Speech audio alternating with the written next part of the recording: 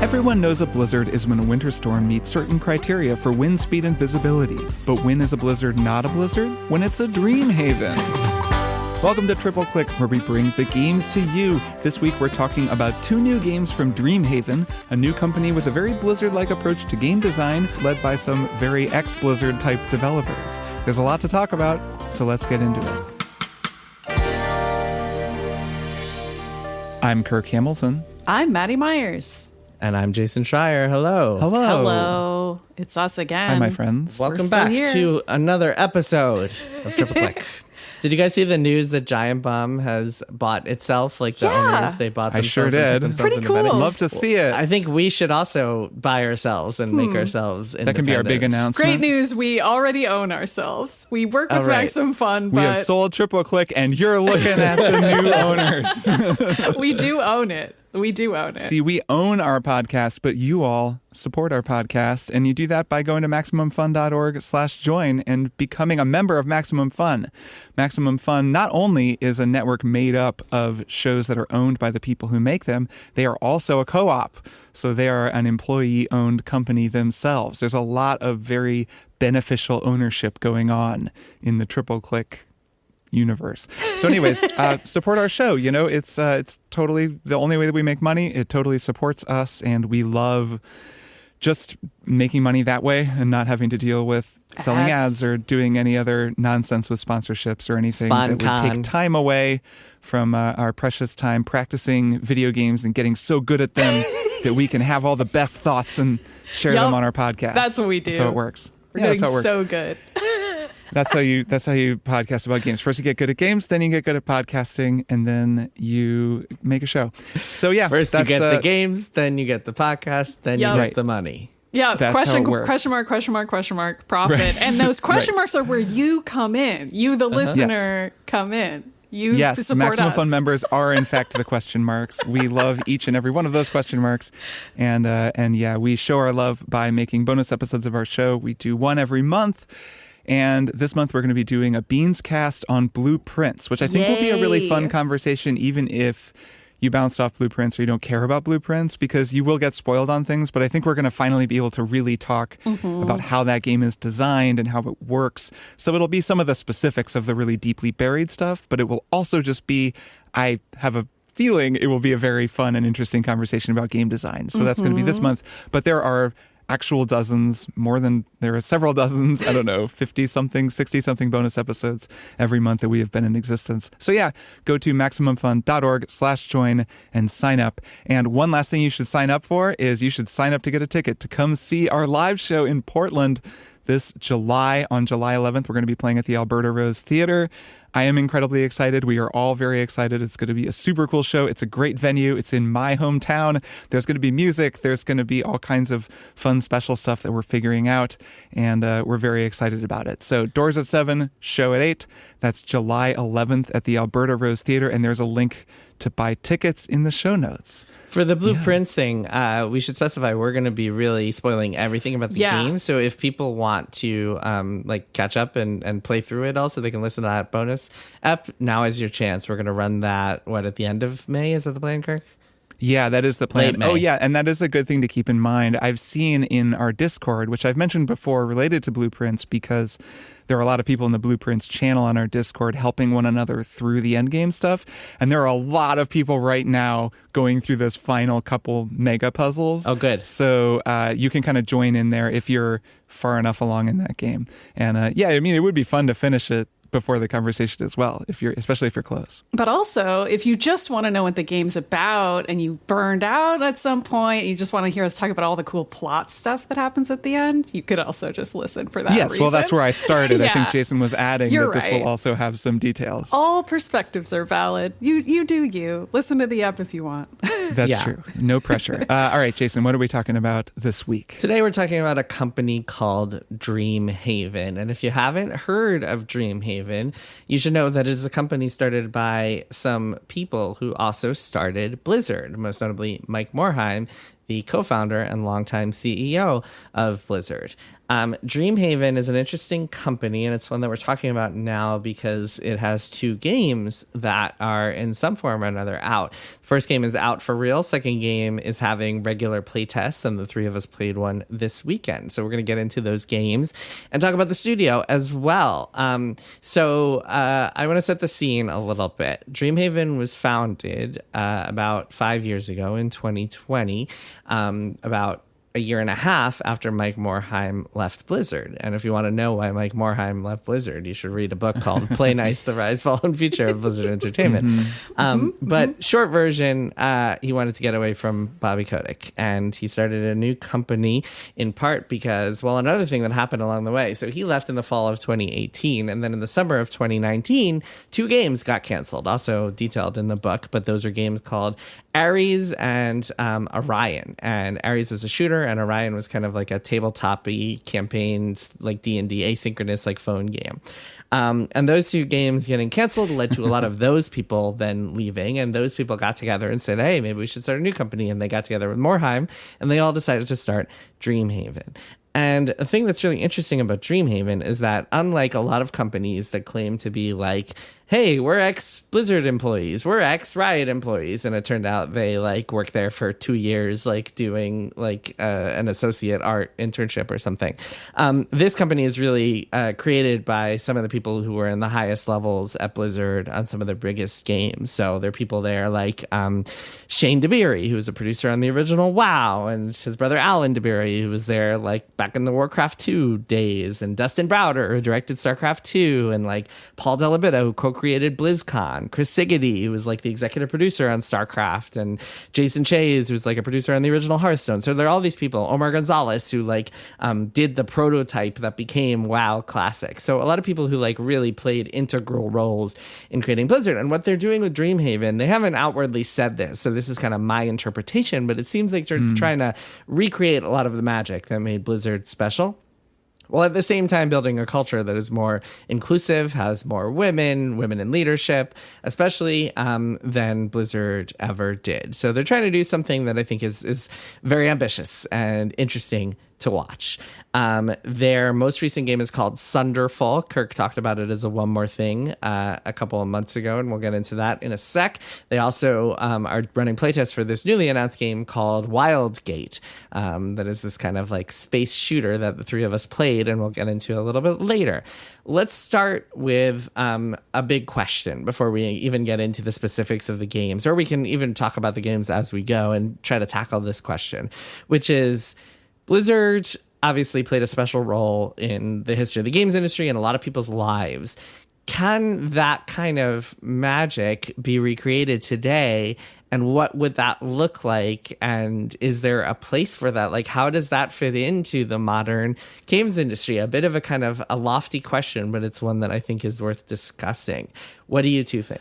Man, I mean, I think that the easy answer is that no, Blizzard can't be recreated today, only because I have read your book and I know how many different circumstances led to the creation of Blizzard and to Blizzard becoming what it was. And just, I mean, all of those different circumstances couldn't happen again. It just isn't possible. Like that, it's just too different of a time period now. The whole world is different. The industry is different. And it just doesn't feel as though a company could follow that completely bizarre multi-decade path from there to here. But that's an easy answer. Like, of course that's true.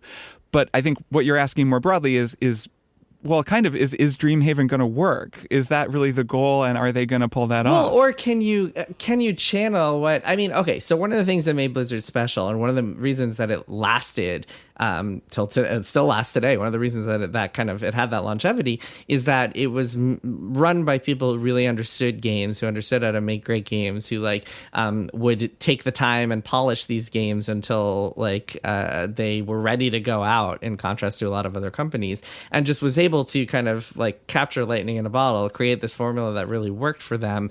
That just led to a lot of special franchises and special games that came out. I guess, is it possible to kind of start a new company that like emulates that mold, if isn't necessarily going to, be the Titan of the 90s that Blizzard was? Is that a goal that is even like possible today? I think it might be healthier if they just said no. I have no insight. I should say, this is my interpretation. This is not something they're coming out and saying they want to do. Yeah, no, I know. And I'm saying it's mine too. My suggestion to them, if they're listening for some reason, would be to say, we're just going to do something different. Because I actually think that baggage, even though it's positive baggage in this case, is going to lead to almost this sense of weight on all their shoulders of like, okay, we need to recreate Blizzard and it needs to be exactly the same as it was. And by having all these people who were there on the ground floor or were part of really significant, really profitable projects, that's so much pressure that I actually am hoping that internally they're like, let's do something that is nothing like Blizzard at all. They probably aren't, but like if I were them, I'd be like, how do we fully reset mentally? And not even just not recreate the toxic systems, but also just do something that feels different enough to us that mentally we can even handle the pressure that we're under. Yeah. One difference that I've noticed is that they have named their sub-studios that are making these two games. So Moonshot Games, they're making Wildgate, is that right? Yes. And Secret Door is making Sunderfolk. And so that's already a difference, because at Blizzard, there were these teams, and it was almost like there were studios within, Blizzard, but they didn't have names, they didn't have separate identities. And for a while, I was even a little confused about this, because I just, I didn't know all the details of how they were set up, and I wasn't sure whether Dreamhaven was a sort of indie publisher, and then Moonshot and Secret Door were actual indie studios that maybe had separate offices, but that is not the case. Is that correct, Jason? Yeah, at Blizzard they had team names, but they were Team 1, Team 2, Team 3, Team 4. Right. Team 5. So romantic. Maybe they should have had cool names like Moonshot and Secret right, Door. for real. Those are way cooler names. Nowadays, I think it's kind of like the Diablo team, the Overwatch team, etc. Sure. It's a little bit more like the structure is a little different than it was back then because it's more based on these franchises. But anyway, yeah, Dreamhaven. So it's all a lot of them are remote, but they have one office in Irvine, and they have a small publishing department that publishes games as well. They're publishing a game called Linked Banner of the Spark. And then within that, they also have the two studios that work in the same office and are part of it's essentially everybody's part of Dreamhaven. But yes, you have these subsidiaries under it that are kind of trying to do their own thing. And I imagine in some ways have their own culture because they're kind of independent teams within the overall structure. And yeah, I mean, I think that maybe the question isn't like, are you trying to recreate Blizzard? Is it possible to recreate Blizzard? Maybe the question is like, what values do you take out of Blizzard and what lessons you learn from Blizzard and what values do you say, oh God, we don't want anything to do with that anymore? And one obvious one, I guess there are two obvious ones. One is you want to hire women. Blizzard barely had any women in its Glad we're beginnings, saying and that's obvious. That's yeah, good. I mean, it's kind of like, it's one of those things that wasn't obvious to I know, these dudes in the that. 90s who were making games and feeling like, oh, games are for dudes. Yep. And nowadays it's a little more like, oh, okay, we're starting a new company. We have an opportunity to kind of from the very beginning create a culture that doesn't facilitate the sort of toxicity that eventually would lead to a lawsuit that put a giant scandal on our name. That's number one. Number two is crunch, which was also a huge feature of early Blizzard, trying to avoid the type of crunch that I don't think any real serious game studio does these days, where it's like a year of sleeping in the office. Not a lot of game companies are doing that sort of thing these days. But yeah, Dreamhaven is definitely trying to avoid that sort of thing too. And those to me, if I were starting a new game company today, especially inspired by Blizzard, I would be like, okay, these are two things we want to flag in big red letters right here. There's also working from home, which you mentioned that a lot of these employees work from home. That seems to me like a fairly modern-minded approach to your office. Yeah, definitely. That's being remote first or digital, being a digital operation is something that a lot of kind of progressive-minded companies are doing these days. Although gradually, I'm hearing a lot of even the ones that have made a show of doing remote friendly are starting to claw that back and be like, all right, time to go back to the office. So we'll see how much longer that lasts. The other thing that I think is really important that I noticed a lot from just talking to people at Dreamhaven and going and visiting them a few months ago is just the value of ample playtesting, nonstop playtesting your game from the very beginning, like getting a playable version up and running as quickly as possible, and then just getting more and more people to just try it out. And once people can't stop playing it, then it's fun, which is very much like a Blizzard ethos from way back in the day that I think helped contribute to what made all their games great. And I think they're trying to carry that out for Sunderfolk and Wildgate as well. So let's look at how that's working out for them, since we know all this stuff about how they've set it up. But we've also played both of the games that they're either in the process of getting ready to release or have released. I talked about Sunderfolk a couple of weeks ago. I can kind of reiterate some of that here. And then also the three of us played Wildgate over the weekend. Tell us about Sunderfolk, because Maddy and I haven't had a chance to play it yet. Sure. So yeah, this was my one more thing just a little while back. And I can just go back over that for anyone who didn't hear that. So Sunderfolk is a very, very cool game. It is not really like anything I've played before, which is always kind of exciting to say about a game. It's a tabletop style strategy role-playing game. It's a cooperative game designed for up to 4 players. And you play it on a console or on a PC, but you control it with your phone. And each player has their own character, a tank or a rogue or a DPS, ranged mage. And you're in this kind of animal kingdom underground, and you're fighting against this ogre invasion and trying to protect the magic tree. And I don't know, it's that kind of fun fantasy setup, and you control everything with your phone, and it's incredibly slick. It's very well made. The phone integration works really well. As far as I can tell, the phone is actually connecting via Wi-Fi to the system itself. I played on PC and had a couple of friends over, people that I play tabletop games with. They came over to just do this a couple of nights a month ago, and it's a hex-based co-op tactics game with these kind of instanced battles that take place on these kind of smaller battlefields. It's very reminiscent of Gloomhaven. I believe it was inspired by Gloomhaven, which is a very popular tabletop game that my tabletop group has played quite a bit of, both Gloomhaven and Frosthaven, its sequel. It borrows from it, but it also builds on it. And I think that's actually a very interestingly Blizzard-y thing about this game, is that it does something that, Jason, you talked about many times in your book, that Blizzard was very good at seeing a game and saying, oh, that's an interesting idea. We could do something like that, but we could make it better and smoother and make it a little easier to play. And then they would release their own version that would become a huge hit. And this feels kind of like taking Gloomhaven and then just making some changes that are just, it's just easier to play. Obviously, it's a video game, so you don't have to set up the 6 billion pieces that Gloomhaven requires. You have a deck, just like in Gloomhaven, like a character-specific card deck, but it's much easier to manage because it's all on your phone. And just the whole interacting with it and playing it is much easier. But then also, if you're a real Gloomhaven player, like you're really into that game, there are just lots of little things. I don't know. I'll say one example here. In Gloomhaven, you have an attack deck. Whenever you attack in Gloomhaven, you draw off of your attack deck and you get a +1 or a -2 or a miss on your attack. And that kind of can make a really big difference depending on, what you draw, because you maybe really need a +2 to kill an enemy. And as you level up, your deck just keeps getting better. And most of the characters in Gloomhaven, you wind up just having a deck that's super unstoppable by the end, where it's all just +1, +2, +1, +1, and maybe a couple +0s. In Sunderfolk, it's interesting. They've changed it so that there are lots of cards that give you a negative damage outcome, like -1, but they give you some kind of a boost, like you get a shield, or they give you some cool area of effect thing, or you get an automatic rage on your character. So they've balanced it in a different way where you have a lot more interesting decisions to make. That's just one example, but that's the kind of thing that they're doing, where they've taken Gloomhaven and just kind of elaborated on it and added some of their own ideas. Uh-huh. It's a very cool game. I really, really like it. Yeah, it's that classic Blizzard kind of, we're all playing EverQuest, but we have all these complaints about it. We're going to make our own version right. That kind of fixes all of those complaints. Mm-hmm. Yeah, that's definitely a classic part of it. And the thing I would say, the last observation, and I think that will be kind of relevant for this broader conversation, is that I would say the weakest point of Sunderfolk is actually the narrative and the world building, and that is the thing that we played a few sessions, we got a few hours in.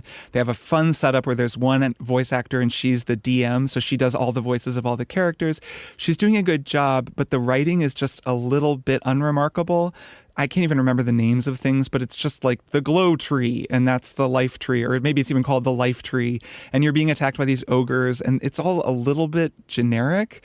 And I felt like so much of the game felt like a Blizzard game. It had that slickness, it worked really well, it was so smooth, and the UI was really good. But the narrative there were no characters that were just immediately jumping out as iconic. And that struck me as maybe the biggest weakness that the game has. Interesting. Okay. Let's talk about Wildgate, because the three of us played that over the weekend. And, together. The three of us got a chance to play it. Yeah, we squatted up.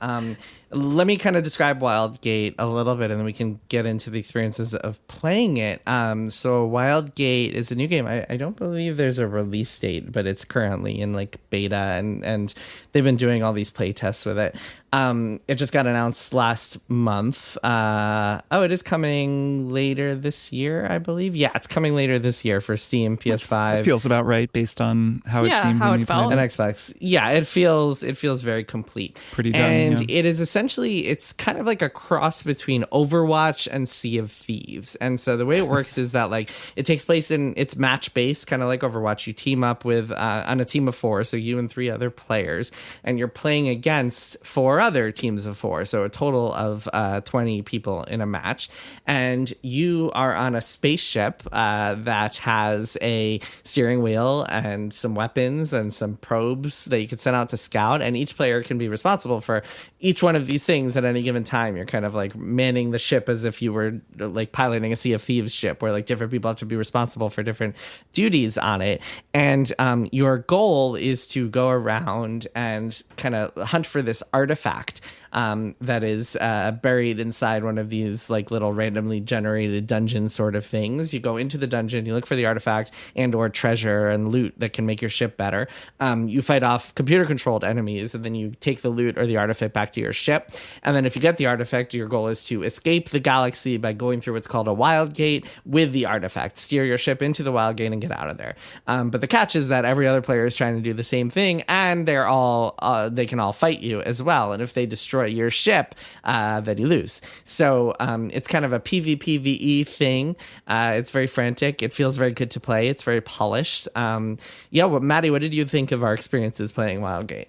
I thought it was really fun, and I should say we never won a match, so I feel like it's a good sign that we had a good time despite that we didn't win, which I feel like is a really important thing for any multiplayer competitive game. Is like, is it fun, and do you feel like you're still learning from it when you lose? And I felt like we learned something every time we lost, and we got better as we went along, which was also great. I've never played Sea of Thieves, but this actually made me want to try it too, because the whole experience of being on a ship and each of us having our own roles was really fun. We were playing with a 4th person who we couldn't talk to on voice chat because it was just a randomly selected other person, but we had kind of like funny if they were a triple click listener. It would be funny if they were. What? Although how would they know? Anyway, maybe you played with us. Well, my whatever. handle is like J Schreier. Yeah, mine is so. Kirk Hammer or something. That's true. You guys have very distinctive handles, but I don't. I'm a mystery. Regardless, I felt like we all kind of like would pick up on what each other was doing, even with the 4th person. Like the first person we had, we were like, we don't know what this person's doing. But then we got a person later who seemed way better, and we were all working together. And like, there's a ping system, so you can show each other where to go, all that good multiplayer stuff.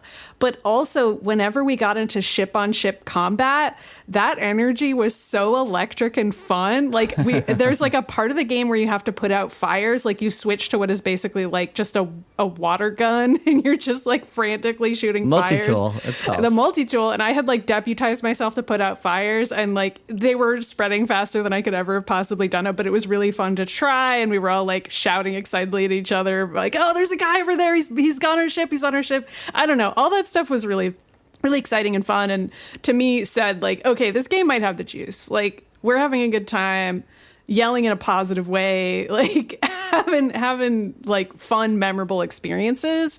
Those are like the things that made Overwatch fun in the early days, and the things that I would expect make Sea of Thieves fun.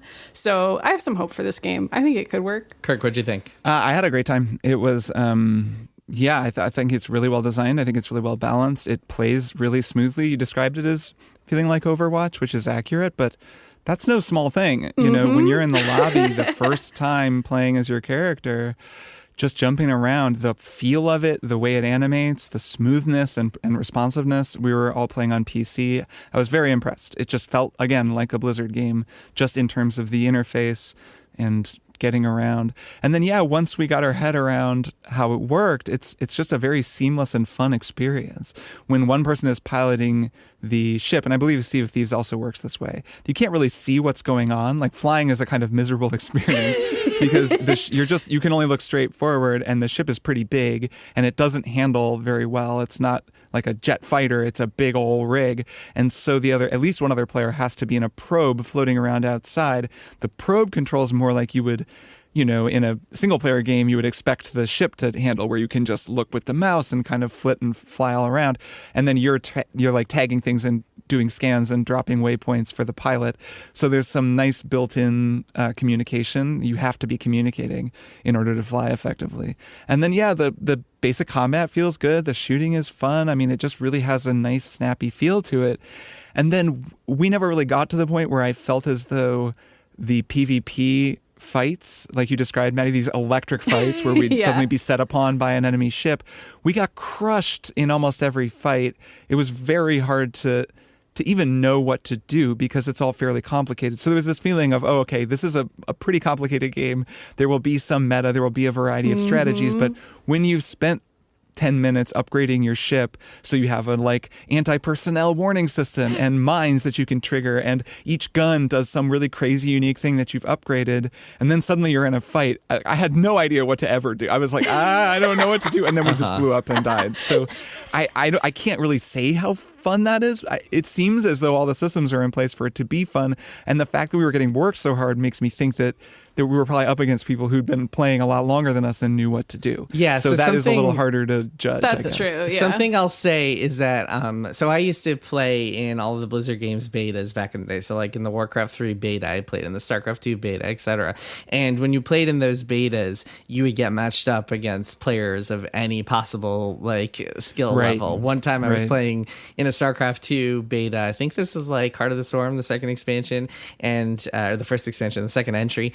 And I got matched up against someone named Artosis. Are you guys familiar with Artosis? He's like a legendary StarCraft player and commentator. Yeah. And I just messaged as soon as the game started. I was like, "Are you the real Artosis?" He was like, "Yeah." And then I just got immediately destroyed in like a second. Like while you were typing that, he was killing you. Yeah. And so that's the sort of thing that happens in betas. I imagine, I don't know for sure, maybe they've said this, I'm not 100% sure, but I imagine there will be some sort of ranking system where you get matched up against players with your same level of skill and or experience. Like with StarCraft, when the beta stopped and the game started, you got ranked, and you could be like bronze level playing against other newcomers, or you could be gold level playing against decent players, or diamond level playing against killer players. So that's it. There's always a ranking system in these competitive games from Blizzard, and hopefully Wildgate has the same thing. So one thing I'm curious about with Wildgate is related to what I was talking about with Sunderfolk, and that's the world and the narrative and those hooks. There were some really great character designs. We're playing an early, like a beta, so it's hard to tell with the story, but there were some cool character designs. I didn't have many characters unlocked, but there's one of our teammates for a while was playing as this character where it's kind of a Krang situation. If anyone out there remembers Krang from Teenage Mutant Ninja Turtles, where it's like a fish tank with an exosuit around it, and then in the fish tank I think is kind of a fish, and the fish is the actual character, and it was really sick. The art was great, really good and cute and well designed, and the kind of thing I could see people doing fan art of. And that is really the thing that I haven't seen yet from a Dreamhaven game, is when Overwatch launched, of course they had that big trailer and they did this whole Marvel, it was like peak Marvel, mania in the world, and it really felt like this excitement of a superhero team. The world needs heroes or whatever. But then it was like Tracer, says. Widowmaker, like all these characters with these like incredible designs who were so recognizable, and people were just wild about them from the start. And that is a big part of Blizzard's appeal, and kind of always has been. And that's, I would think, the hardest thing to recreate. And it's a little weird because if you're a game designer, obviously they're playing their game a ton, like you said, Jason, they're testing it. These games are both really, really good. I mean, Sunderfolk is a very well-designed tactics game. Wildgate, the shooting, the whole way that it's designed is really good. Those things all seem to have been polished to a fine a mirror shine.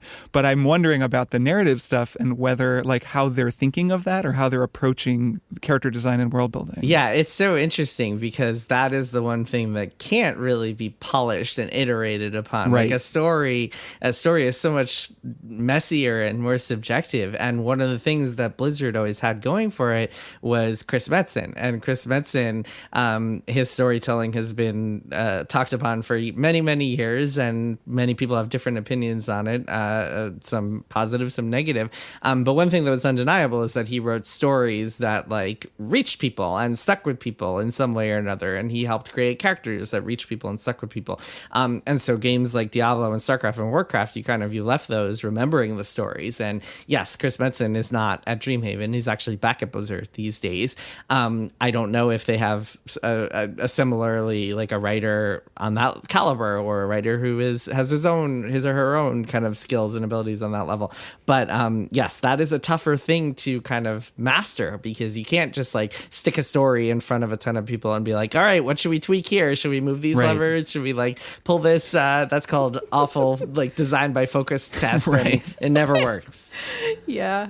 I mean, I agree though, Kirk, it does kind of seem like those character designs could work if there's something behind it. Like they are visually distinctive. Like those are some of the things that you can design for and have it work and tweak where you can you can show a focus group like, here's what these characters look like, who stands out to you visually. At least you can do that. But are we going to get tired of all of their combat one-liners or feel like all of them are actually the same guy at the end of the day? Like those are the things that are hard to know in a beta because the lines are very minimal and we don't really know why these characters are there or like what is the Wildgate. And we had like I don't two know. characters unlocked, right? We didn't even have all so here's the thing. Wildgate also, it isn't quite as character focused. It's not a hero shooter. You are not getting characters with like sets of abilities that you need to really master and use to counter one another. And you're not really thinking about the characters quite as much as you're thinking about like the ships and the tactics and the getting new weapons and when to go and repair your ship versus when to take out the tractor beam and use that on the enemy ship. So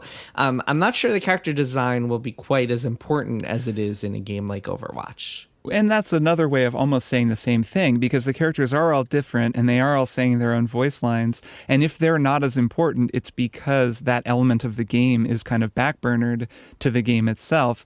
If those characters were like popping off the screen and you had characters like Overwatch's characters that were just grabbing you immediately, then that part of the game would begin to feel more important because it would just be more present. So I don't know. Like I just said, we didn't really unlock that many characters.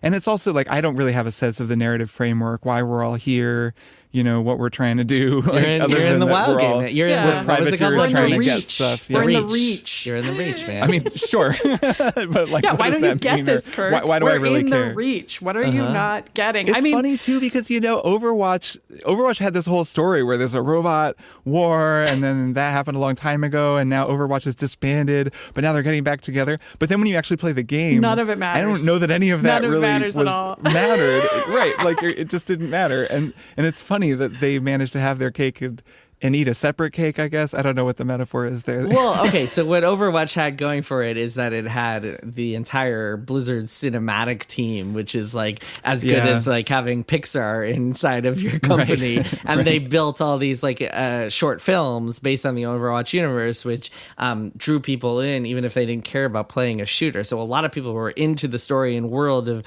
Overwatch, and then as a result, like the game got a lot more attention because of that. And that was kind of the big selling point because yes, in the game there was no story until much later, and even then it was kind of given up on. So yeah, the story was kind of, it was like that what's the term, transmedia that everyone's always talking about. Overwatch was the one game that actually made that work in a substantial way. It's a good counterfactual to imagine Overwatch, the exact game Overwatch, coming out without any of those cinematics. I know. Same characters, same catchy lines, and great voice acting. What would the impact have been like? Yeah. Probably not the same at all. Not as much. Yeah. I mean, those cinematics, those were aired on television. There was a whole kind of marketing plan, like imagine in the couple months leading into that game's release. And the shorts were a big part of that. And like players would be like, like Blizzard would be like, new short coming this date. And like players would like be waiting in anticipation. They were so excited about that.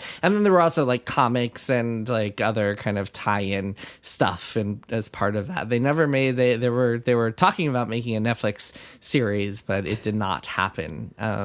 Maybe one day. To pivot slightly from that, I feel like since they're not doing that we know of, I think instead what Wildgate is relying on is you, the players, being the characters in the way that you are in a multiplayer team-based game where you are filling the roles. In Sea of Thieves, you're taking your roles on the ship and you're like maybe role-playing a little bit in that fun way that you do with your friends where you're not in character per se, but you're like, I'm playing this role on the ship and we're all doing what we're supposed to do. Like this game still has that quote unquote story of a match where you're like, oh, we found the artifact really early and now we're going to have to like dodge everybody for the entire rest of the game. And like, that's our story for the match this time. Or, oh, where's the artifact? Where's the artifact? It's been ages. And who even has it? No one? Are we just all fighting now? Like those are kind of like the emergent types of storytelling I can picture already where I'm like, this is the part of it that could be really fun. I don't know long term if that's going to work, but I think that if it does work, those are the stories that they should focus on, because then you don't need a writer, you just need really good systems, and that's enough. Yeah It's funny that it's true that the systems are designed for good in-game narrative, like good storytelling, especially compared to something like Overwatch, which is much more straightforward kind of match. Get on the point or don't. And this is something that Sunderfolk does very creatively. One really fun thing that this game does is Sunderfolk, that is it gives you these opportunities to name things and to put your own mark on the game. So at various points, you'll just be going into a match and one character, I think chosen at random, a prompt will just come up on your phone saying, okay, what is this enemy unit type called? And in our game, there were these ranged ogres, and my friend Sam named them Flingums. Flingems, because they fling them. And so then we laughed about that some. And then a little bit later, I accidentally called them Flingems because I was just reading off the screen. And then we have this inside joke about Flingems, and then we call them that for the rest of the game. And that enemy type keeps coming back, and then it's doing that over and over again. And that, compared with the written narrative, was actually much more sticky and wound up being really charming and fun because it was unique to us. So that was really well done and is the same kind of, user-generated story idea. Mm-hmm. And there's like the randomly generated ship names in Wildgate that all of us had a good laugh over. Like we didn't get to name our ship, but the randomly generated names were really funny. And like those have been what I've remembered. Have been like we were in a ship called Big Barrel, and one of the other ships was called Trying Our Best, which I still think is an amazing name for a ship. Like those things have stuck with me. And I mean, maybe they're not randomly generated. Maybe they wrote a bunch of ship names that they thought would be funny, and they were like, we're just going to have these be the names. I think that's the case. Yeah, I think they're randomly selected, but not randomly generated. Precisely, which is effective as well. Yeah, and I think the beta we played, some of the mechanics were pretty straightforward. I'm not sure what the final game is going to look like, but I imagine there will be some more wrinkles to the systems involved as well. So I'm very curious to see that. There's also a progression system in place, so you unlock characters, and it looks like you unlock other stuff. I'm not sure if it's gameplay stuff or if it's all cosmetics. I'm not sure exactly what it looks like, and I'm also not sure what the microtransactions are going to be like, if there are any. I'm not 100% sure what it looks like, but it does feel, I mean, I'm going to get on something you said earlier, Kirk, which is that both of these seem to feel like Blizzard games. And I wonder if is that something you feel like you're saying because of the pedigree of the studio and because of the history of the studio? Or is that something where, like, if you took these out of context of Dreamhaven and just played them without knowing who created them, would you still say this feels like a Blizzard game? Like, is there some special, like, something that feels Blizzardy? Yes. Yeah, I would say that, and it's some specific things. It's been interesting to think about why that is. It's the art style partly. It's a sort of not incredibly high res stylized art style. It's something to do with the engine, and I'm not totally sure what game engine they're using, but it feels, it moves, it animates, it looks like a Blizzard game in that same way, where it's kind of very colorful, very like easy to identify things. It moves really fast. I mean, Sunderfolk looks like StarCraft or Warcraft. It just has that. It just looks the same, like the size of the characters, the way that they're animated, the scale of them relative to the things around them, the way the grid looks, the user interface, the way that it's arranged on the screen, and then just the way that everything moves. It all has a kind of continuity. There's a cohesiveness to it that just anytime I play a Blizzard game, I have that same feeling where it just feels like everything from the little buttons animating on the screen to the characters in the game itself, they're all kind of moving according to this very smooth, very coherent style of it's not animation. It's kind of just the way that the whole game moves. And yeah, I really do think that it's a particular thing. And I'm guessing a lot of people out there listening, like, you guys, I think the two of you probably know what I'm talking about. If you've played Blizzard games, there is this just sort of particular tactile thing. And these two games both do have that, in my opinion, anyway. Yeah, I think you're right about the art style. I think the polish is a big part of it. Like, it doesn't feel, it feels like all of the rough edges have been sanded off. It's smooth. Yeah, it's all just very smooth. It's very seamless. You don't feel like you can just like break something if you like accidentally walk the wrong way. The way sometimes when I'm playing like a Ubisoft game, I'll sometimes tread carefully because I don't want like a dialogue script to be broken or something because I looked in the wrong direction. With a Blizzard game, you don't really have to think about that sort of thing. Right, like seeing polygons going through one another or having frame pacing issues or stutter or these things that a lot of other games have where it just, the whole thing feels a little bit rickety at times. Even if you're not paying attention, it kind of tells your brain something. And Blizzard games and these two games both just, that's not there. And so it feels like this much more direct and smooth experience. Similar to Nintendo games, I would say. Yeah, yep. Yeah, there's sure. also some just literal visual similarities. Like, I can only speak to Wildgate, but like there's a reason why we played it and we were like, oh, this is like Overwatch. Like, let's say I had no idea anybody that actually worked at Blizzard worked on Wildgate. I would have played it and been like, boy, there's some big Overwatch fans. Right. Like, really loved Overwatch, whoever made this game. And some of that is like just the screen layout, and there's a whole lot of visual information on the screen, but pretty soon you realize all of it actually matters, and it feels a little overwhelming at first in the way that Overwatch does when you very, very first time are loading into the game and you're like, oh my God, there's so much going on. Like, what am I supposed to look at? Like, Wildgate has a little of that sensation too, but then over time you're like, okay, I actually understand what each of the things on this screen mean and why all of them are here. I'm going to focus on each of them at one time and learn it. And then once I get it, I get it. And also just even the typefaces looked kind of similar to Overwatch to me. Like, they even kept some of the typefaces the same, which is fine. No judgment. They're easy to read. I'm looking at Overwatch and I'm remembering there's even they lay everything out. So every button prompt and every input that you can give is actually on the screen. Yeah. And both games do that. And that is actually...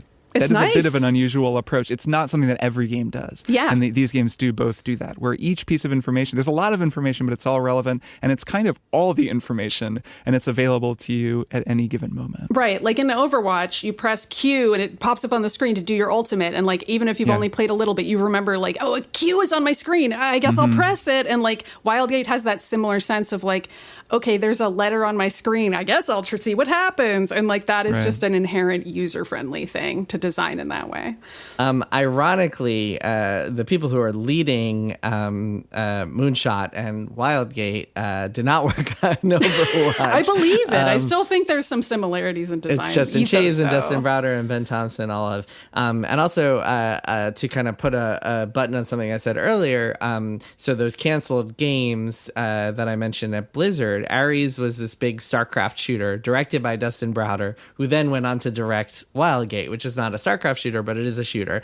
Orion was kind of like a D&D style tabletop game, essentially, a little bit different than what would become Sunderfolk. But that was directed by a guy named Eric Dodds, who would then go on to direct Sunderfolk. He actually left like after a couple of years of directing that game and was replaced by a woman named Erin Merrick. But still, those two games kind of served as the bones for what would become the Dreamhaven games. They kind of emerged from canceled Blizzard projects.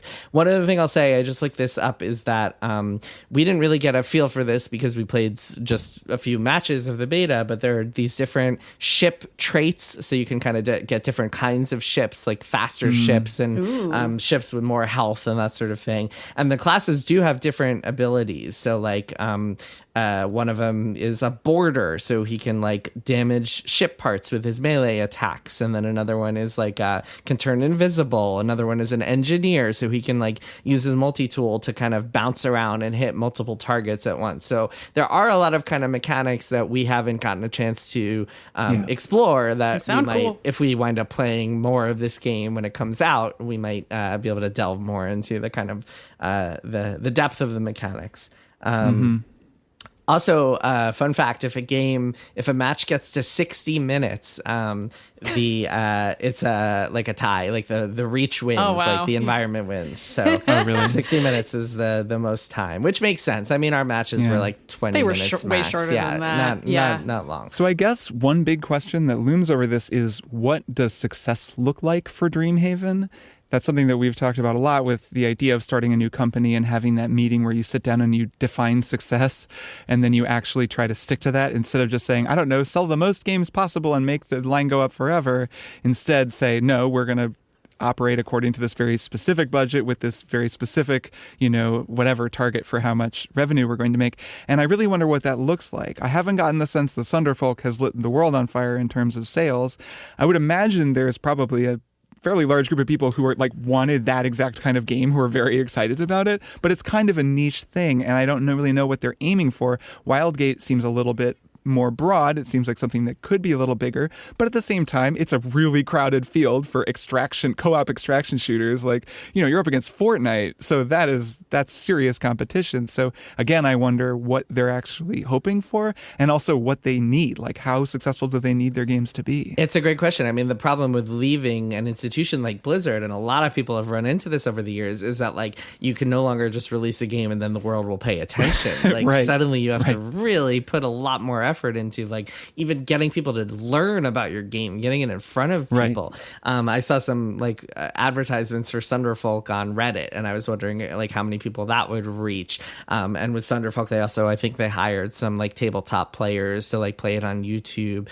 I'm not sure about Sunderfolk. That seems like the type of game that needs to reach like a very specific audience that is kind of outside the realm of like the gaming enthusiast audience that the three of us pay a lot more attention to. Wildgate, I feel like could crack more of like the Twitch streamers and the hardcore Reciter and Reddit players and stuff like that. So I'll be very curious to see if they do reach people. And yeah, Kirk, to your point, I mean, Dreamhaven, I believe, is 100 or fewer people. So their measure for success or profitability is definitely much, much different than Blizzard's. Their threshold, like when you don't have thousands of employees, you don't have to have $1 billion game. So yeah, I'm not sure.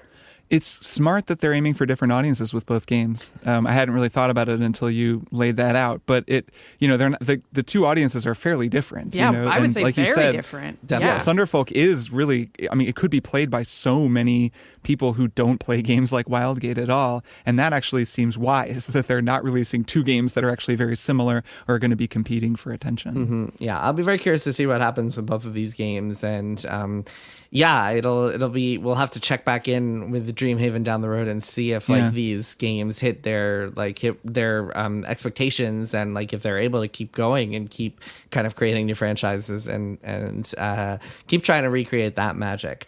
All right, why don't we take a break and then we'll be back with one more thing. Oh my gosh, hi, it's me, Dave Holmes, host of Troubled Waters, the pop culture battle to the ego death. Okay, everybody, word association with Troubled Waters. First one to fumble loses. Go. Comedy. Panel show. Guests. Celebrities. Games. Oh, sound rounds. Improvised speeches. Puns disguised as trivia. A very niche Flash Gordon clip. Chapel Rowan. Oh, no, Riley, I'm sorry. She will not return our phone calls. I am afraid you're out. A girl can dream. Oh, but dreaming will not earn a girl any points. Troubled Waters. Listen on Maximum Fun or wherever you get your podcasts. Hello, sleepyheads. Sleeping with Celebrities is your podcast pillow pal we talk to remarkable people about unremarkable topics, all to help you slow down your brain and drift off to sleep. For instance, the remarkable actor Alan Tudyk. You hand somebody a yardstick after they've shopped at your general store. The store's name is constantly in your heart because yardsticks become part of the family. Sleeping with Celebrities, hosted by me, John Moe, on MaximumFun.org or wherever you get your podcasts. Night-night. And we are back. Kirk, Maddy, it is time for one more thing. Maddy, start us off. So I've been playing a video game called Doom: The Dark Ages, which is out today as we release this episode. So you, the listener, can play it.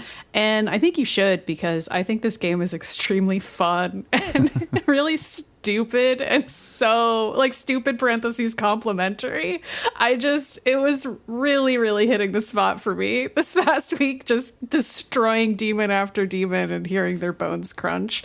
So I played the first Doom when I was a child, and then I didn't play any other Dooms at all. Oh, this is your first since the 90s. I mean, wow. I checked out some other ones because I was writing this one up. So I was like, let me just make sure I kind of have the lay of the land here. Like, I had meant to try Doom 2016. I know it got raves at the time. I just kind of missed it. And Doom Eternal, same deal. It's not like I intentionally ignored them or something. I just, other things were out and I was like, I'll get to it. And I never did. But wow, these games are really fun, and I feel upset that I didn't play them. So if you're like me and you played Doom as a child and you're like, yeah, sure, whatever, I think I know what that is. I don't know if you do, because it's way more fun and ridiculous now, and like they've turned everything up to 11. There's like absurd guitar licks every time you do everything, and there's so much like just crunching bones. Like, if you're just like, I just want to destroy something, like, you guys know rage rooms where like people rent a room and they're like, I'm just gonna like use a chainsaw and destroy a bunch of stuff. That's kind of what Doom: The Dark Ages feels like to me, where you just enter a rage room and you're like, I'm the Doomslayer now, nothing matters, I'm just out here just ripping and tearing and slaying things. But I should also note, and I mean, no surprise, this game has some melee and parry mechanics, and I love a good melee and a parry mechanic. I talk about that on this show all the time. And so that's apparently something that these other Doom games haven't really had, and that this game has. There's a shield with like razors all around it. So you're basically flinging this like Captain America circular shield around the battlefield, but it's a buzzsaw. So you're just like buzzsawing guys everywhere. It's so satisfying and good. So yeah, Doom: The Dark Ages, really, really fun, stupid game. There's a plot. Who cares? I've been ignoring it entirely. I don't know what's happening. You're not enjoying watching Skeletor and Evil Lyn monologue for a couple minutes in between levels? If it was Skeletor and Evil Lyn, I would actually be like, that's interesting. This is a cool He-Man crossover that we're doing here. Instead, it's like knockoff Skeletor and Evil Lyn, and I can't be bothered. But the actual fighting and flinging the shield around, very fun. Wasn't it, Maddy? It was John Carmack, of course, the co-creator of the original Doom, who said that story in video games is like story in a porn movie. I mean, I think that quote. Ethos has pretty much stayed through every Doom game, in the sense that it doesn't seem like a big priority for those games, and that it doesn't have to be. Not every game has to be Claire Obscure. Yeah, they keep adding stories. I mean, yeah, what kind of story can you really just they're trying it. There's a lot of cutscenes in this game, and they tried to put lore into... Was Doom Eternal the one where they tried to add a bunch of lore? Yeah, I don't think people like that. Maybe I'm speaking for Doom fans too much here, and I'm a late comer, or like an early comer and then popping back in later. I've very rarely seen people say, oh, I love the story. Almost everyone says, why is there so much story? I just want to blow stuff up. Let's just blow up the freaking demons, man. This is why we're here. But ironically, Machine Games adding story to Wolfenstein actually made it really great. See, I'm not saying that across the board you shouldn't add story to games. Good story is what we want. We want good story. I'm just saying that adding story to one of those old school games that wasn't about story can work. If you do a good job, if you do it well, can be great. Yes. It turns out that good things are good and bad things are bad. We've learned something important today. That's what we say here on Triple Click, which is, if it's good, keep it. And if it's not good, cut it out. Yes. And if you're playing a game with Kirk, don't die. That's right. Also important. I'm playing this as well, but we're going to talk more about Doom next week. So I will I'll keep my powder dry until then. What's your one more thing, Kirk? My one more thing is Sinners, the new Ryan Coogler movie, which I went and saw at the Hollywood Theater in Portland, Oregon last week. It was a sold-out crowd at my favorite local theater. Super fun way to see this movie. And it was wild, man. I think my audience didn't totally know what to make of it because it is a real wild movie. I wasn't sure what to expect going in, and just kind of walked out a little bit gobsmacked and sort of spinning. I spent a while thinking about it afterwards. So this movie, of course, Ryan Coogler, the director of the Black Panther films and the Creed films, this is kind of his blank check movie a little bit after all these franchise movies that made so much money. He now gets to write and direct his own, big mega budget, totally wild movie. This is a movie that is both about Black American music and the blues in the South in the 1930s, and also about vampires. And so, it's kind of got both of those things. I'd actually compare it to From Dusk Till Dawn. Have either of you seen From Dusk Till Dawn? No. So this is a Quentin Tarantino, Robert Rodriguez movie from the 90s that I saw when I was, I guess, in high school. And it's a movie that starts as a Quentin Tarantino crime movie. And I was really into those because I loved Pulp Fiction and I had just seen Reservoir Dogs and I was into that. And I'm like, okay, cool, I'm going to go see this. So the first half of the movie is just Quentin Tarantino and then they're like doing crime and it's bad dudes and they've got cool suits and pistols. And then halfway through, they get to this rest stop, truck stop kind of area that seems a little weird. And then Selma Hayek does a sexy dance and then she's a vampire. And then it becomes a Robert Rodriguez movie. And then the second half of the movie is like everyone is getting killed and there's blood and like severed limbs everywhere and like vampires are running around and it's totally crazy. I didn't realize. Wait, that sounds like Grindhouse, which is like a double feature of Quentin Tarantino and Robert Rodriguez. Well, and that was their, not enough that was their first collaboration, but I believe that it was, and that led to Grindhouse. Got and led it. To them okay, I had no idea. Wow. Okay, cool. Yeah, it's great. I mean, From Dusk Till Dawn is a classic and a very strange movie, and really clearly feels like a Frankenstein, like two different directors Frankensteining together the things that they do well. This kind of feels the same. It's like this really interesting period piece laced with lots of dread, really great music. This film stars Michael B. Jordan as identical twins, which I actually didn't even know that. I knew nothing about this going in. And he plays two brothers named Smoke and Stack.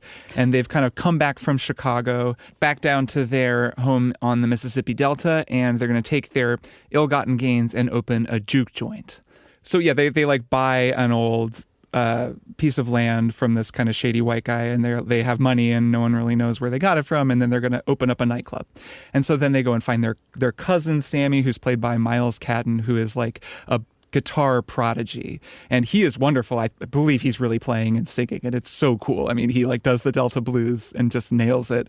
And so he's going to be their kind of performing act. They wind up getting Delroy Lindo, who's like a harmonica player and another like old blues man, to join up, and they're kind of go around the town reconnecting with all these people that they knew when they were younger before they kind of both blew town. And so it's like Smoke and Stack are back, they're opening up a club, like all this stuff is going to happen. And then halfway through, they open the club. They have this like amazing, they're having this great performances, this great time.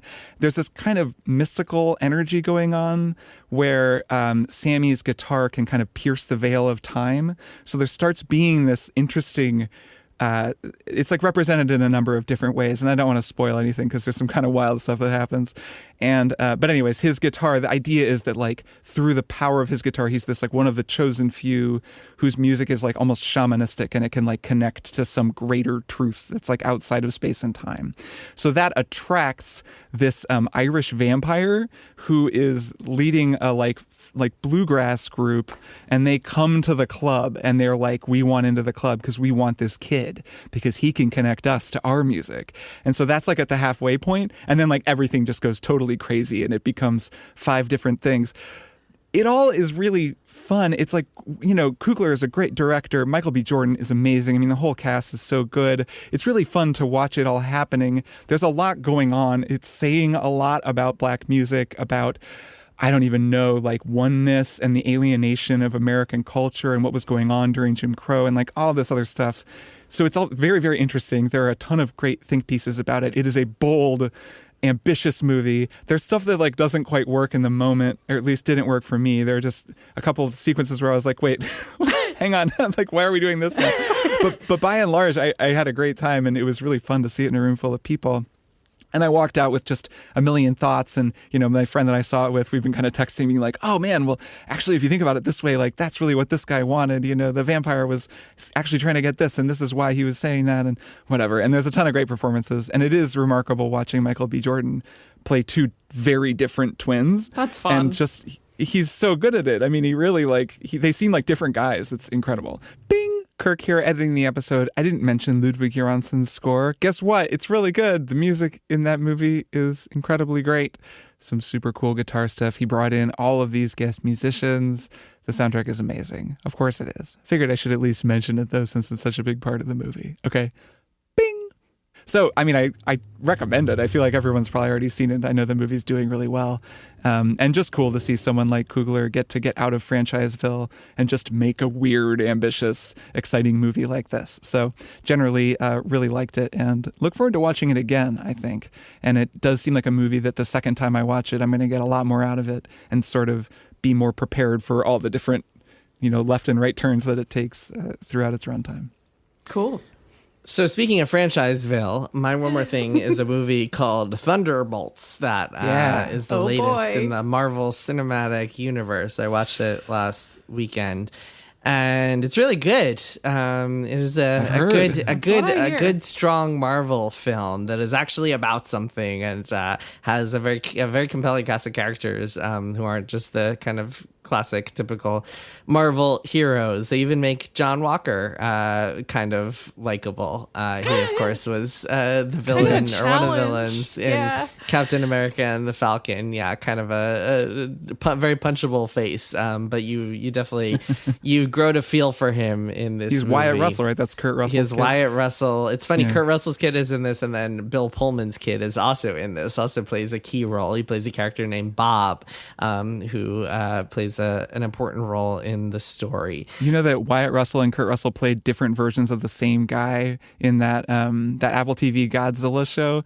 They're like the young version of Kurt Russell's character is played by Wyatt Russell. I like it when they do that with and actors' then in the modern day timeline, like the old it's version of him is played by Kurt Russell. And that is fun. Anyways, continue. It was pretty cool. That show was mid, but that was neat. So Thunderbolts is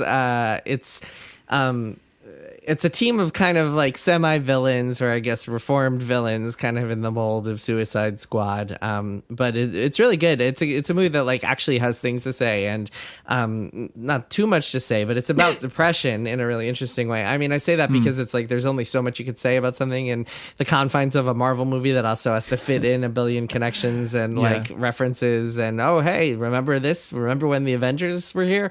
But it does feel like it's saying something interesting. It's exploring depression and kind of redemption in interesting ways. The main character is essentially Yelena, who is the Florence Pugh character who was introduced in Black Widow as the sister of Natasha Romanoff, Black Widow. And she's a really interesting, funny character, got a great kind of Russian sense of humor.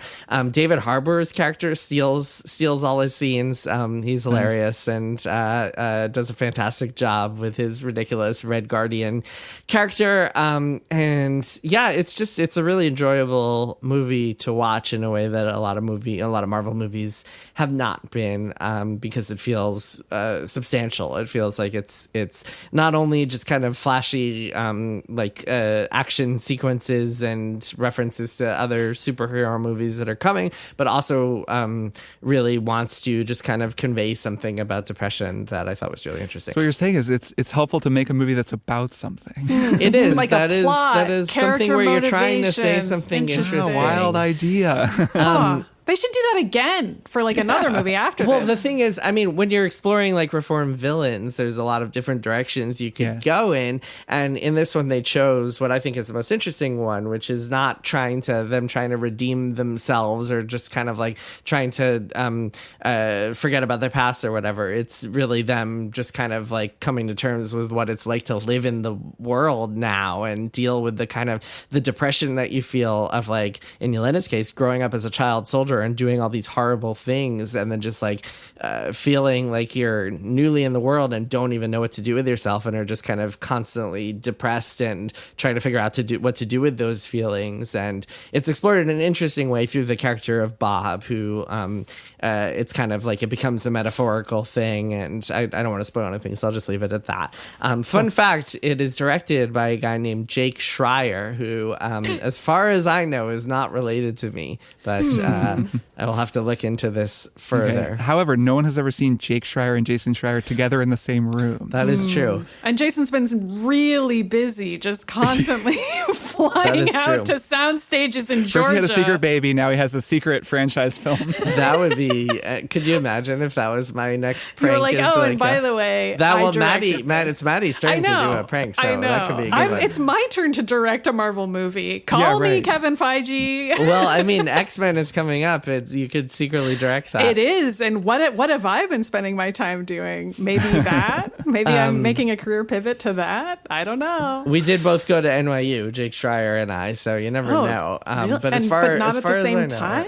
Not at the same. I don't think so. At the same Okay. time. I think he's a little older than I am. He also directed and was like a key part of Beef. He directed most of those episodes. Cool. Oh, okay. And was like played a big Beef role rules, in so that that's show. a good sign. Yeah. Yes, and some of those people that he worked with on that came aboard for Oh, Thunderbolts. okay. Wow, that makes a lot of sense, actually, given how you describe the movie. Yes. The other thing that's interesting about Thunderbolts is, I won't spoil anything, but there are some tantalizing threads about where phase 6 of Marvel is going to go after this. And it makes me very curious to see the next movie, which is Fantastic Four. And then it's all leading into like the next Avengers movie, which is going to be next spring.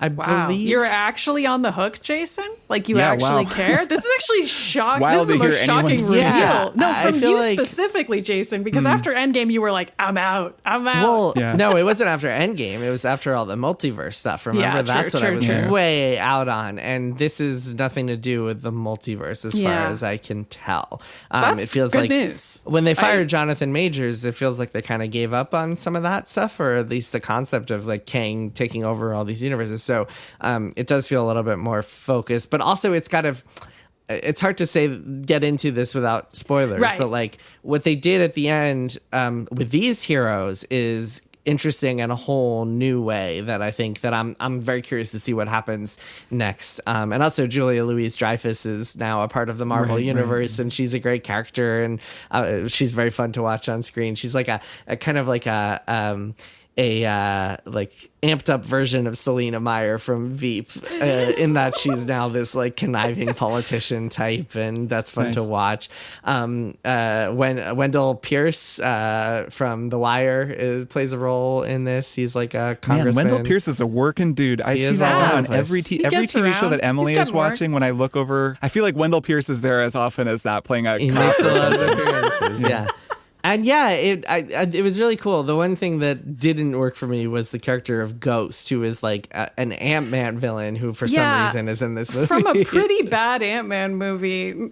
Sorry to that character. Woof. I was surprised they brought Ghost back. She's also in a cast of pretty good performances. I really like Wyatt Russell. I really like Florence Pugh. David Harbour again stole the show. She is kind of a weak link, the character Ghost, and also her character, they have no idea what to do with her character. Like, okay, she can teleport through things and she doesn't have any sort of arc whatsoever. But the others I really enjoyed, and I mean, it's just a good movie. It's nice. Good in a way that I enjoyed Deadpool last year, but that was good in a different way. This felt good in a way that kind of the older Marvel movies were good in that it's like I wouldn't say it's as good as like Winter Soldier, but it feels good in the same way, in that it's like, okay, this is a substantial movie that happens to be in the Marvel universe, as opposed to just kind of like tacking together a bunch of Marvel cliches and quippy one-liners and calling it a day.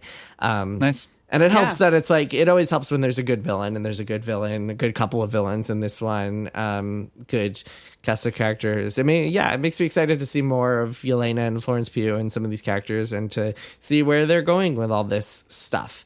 It also helps that the Fantastic Four trailer, which played before this movie, is really cool and looks really good too. So yeah, it's I think some reasons for optimism in the MCU again. We'll Nice. see. Well, We'll hopefully see. those underdogs are going to pull it out. Yeah, Yeah, we're all right. They rooting for really 'em. they deserve a win after all this hardship. They've worked so hard and things have been really against them. So hopefully Disney and Marvel are going to get a much deserved they win. just need a win. Well, it's so funny because like it's only been 3 months since Captain America, which was widely panned and like True. apparently Right. sucked. I I didn't mean, see jokes it, but- aside, they actually are doing terribly. So, Yeah. it is good to hear that they are like, should we do character drama? Okay, let's do that. That nice, is kind of yeah. a relief. Yeah, put your vast resources toward Yeah. making better movies. Sounds good Tell to me. a story. Put a story in there. Good idea. Yes. All right, that is that for this week's episode. Kirk, Maddy, see you both next time. Yeah, see you next week. Bye. Triple Click is produced by Jason Schreier, Maddy Myers, and me, Kirk Hamilton. I edit and mix the show and also wrote our theme music. Our show art is by Tom DJ. Some of the games and products we talked about on this episode may have been sent to us for free for review consideration. You can find a link to our ethics policy in the show notes.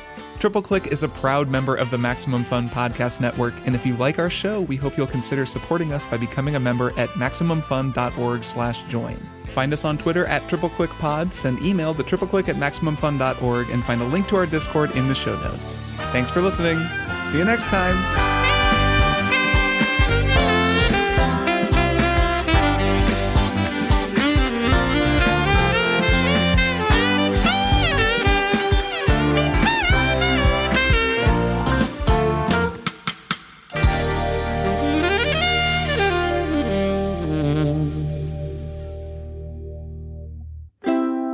Maximum Fun, a worker-owned network Of artist-owned shows. Supported directly by you.